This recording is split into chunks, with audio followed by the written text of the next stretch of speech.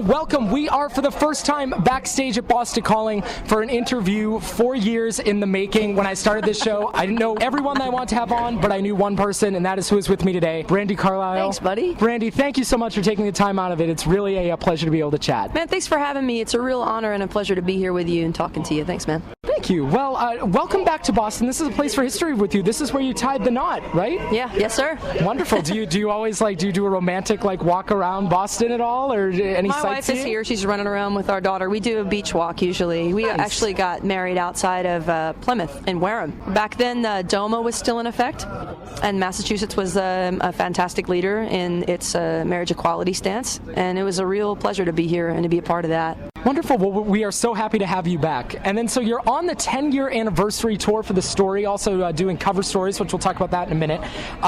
If you could fill in the blank for me, the story is the story of blank.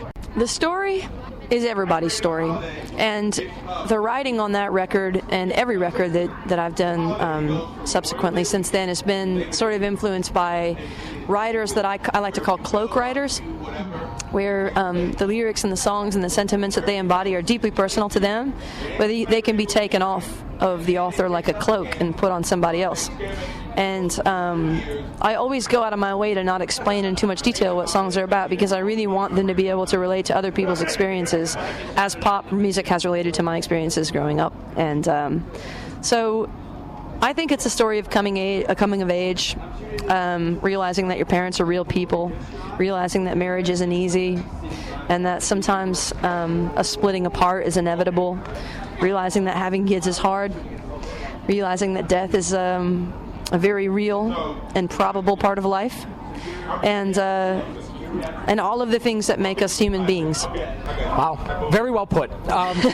So why did you decide to revisit the story, and what did you rediscover when you sort of came back to it? Because that's a lot happened in those 10 years for you too. Yeah, it's funny because I was such a different writer at the time that they became cloak songs and cloak poems for me. Yeah. Because I took off the meaning that they had at the time, and I was able to refit myself to the meaning that it takes now in my life as a mother and a wife and an adult. And I've been really happy with the way that the songs have translated through time and the way that I'm able to still sing them with conviction. It's a special record for us, but the most important thing about revisiting the story is the fact that we've been able to find new use for the record in support of the refugee crisis. Without a doubt. So all the proceeds from this go to a War Child and your own foundation, the Looking Out Foundation. They all actually just go to War Child. Oh, just War Child. Yes. Okay, wonderful, wonderful. All of my... all of the direction that all proceeds and fundraising that Looking Out Foundation does right now goes 100% to War Child without any overhead or any divergence whatsoever. What made you choose the War Child Foundation? War Child specifically is an organization, there's a few of them globally, but the one that we're supporting particularly right now is in the UK. And they've made inroads both in Jordan and Iraq. They're the first NGO to make inroads into Yemen.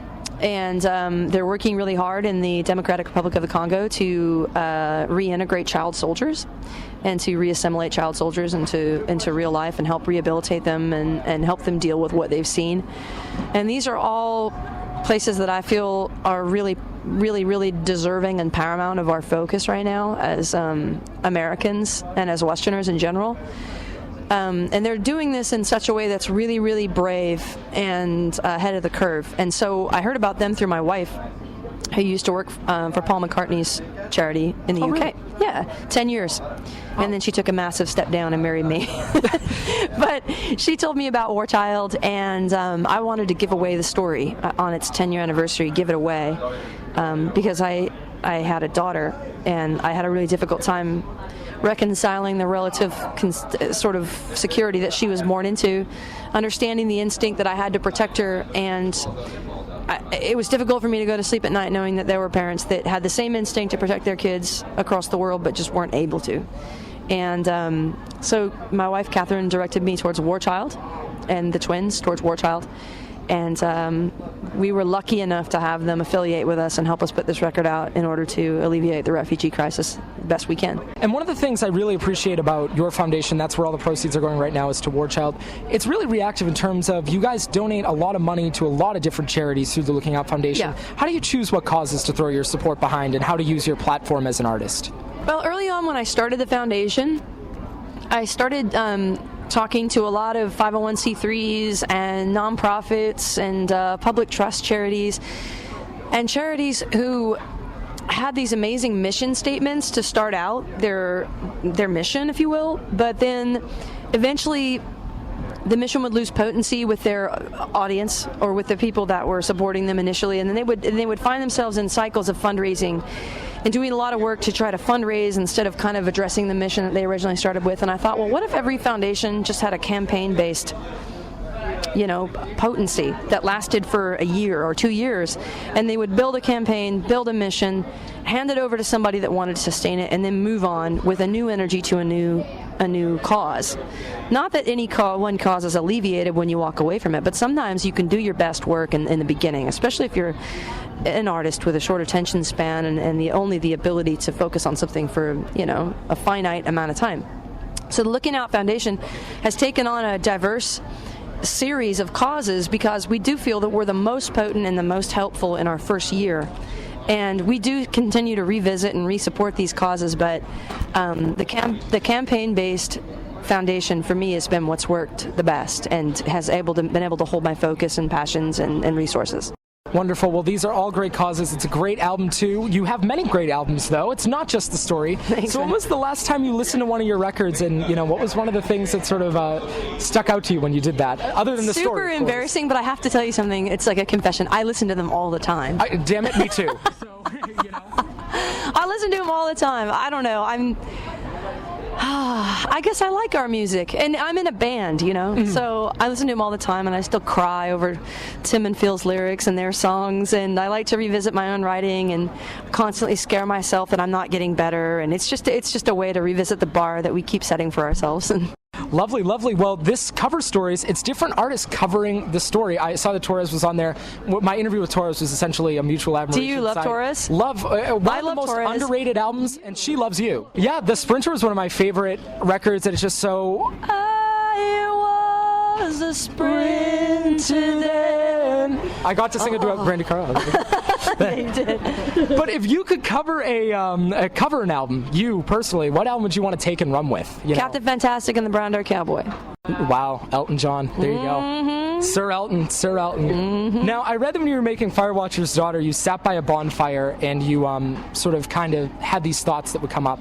What have you been thinking about at the bonfire recently? Well, I sit by a bonfire every day. Okay. I have a lot of bonfires. I'm not sure I'll live a long life because of that, actually. But are you talking about cover stories or my recent album that I just recorded? Oh, well, either one. With cover stories, I've been thinking so much about the refugee crisis and so much about the state of the Western world and some of the nationalism that we're seeing and how dangerous that mentality of isolation is. I think about that a lot right now. And I think that America needs to be ready for a much more global outlook. And I would be really, really pleased to see a day when every presidential address, regardless of who the president is, doesn't begin and end with the fact that we're the greatest country in the world. I really want to have a more global and unifying outlook about people of all different faiths, persuasions, and colors, sexual orientations, and creeds. That's something I think about, honestly, right now every day. And I think about that as a parent because that's the kind of world I want my daughter to grow up in. And I just intend to work on that every day until I die, until I see enough of a change to where I can leave that behind for her. Amen. That's a beautiful sentiment.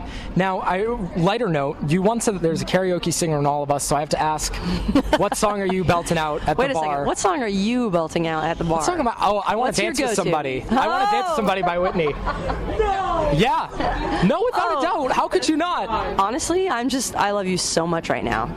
You elevated everything about how I feel about you at the moment.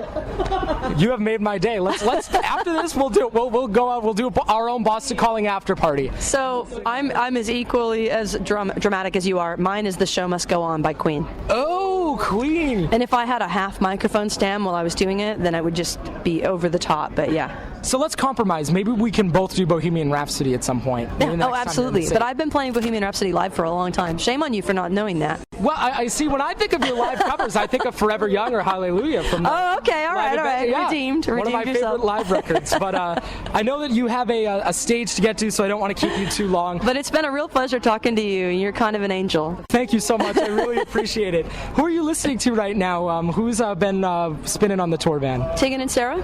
One of my favorites. Laura Marling. Of course. Shovels and Rope.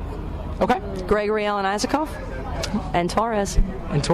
Well, this has been Brandi Carlile joining us. Thanks to Brandi. Thanks to our friends at WERS for this wonderful festival. And thanks to Boston Calling. The album is Cover Stories. All the proceeds are going to the War Child Foundation. Brandi, thank you so much. Thank you, bud.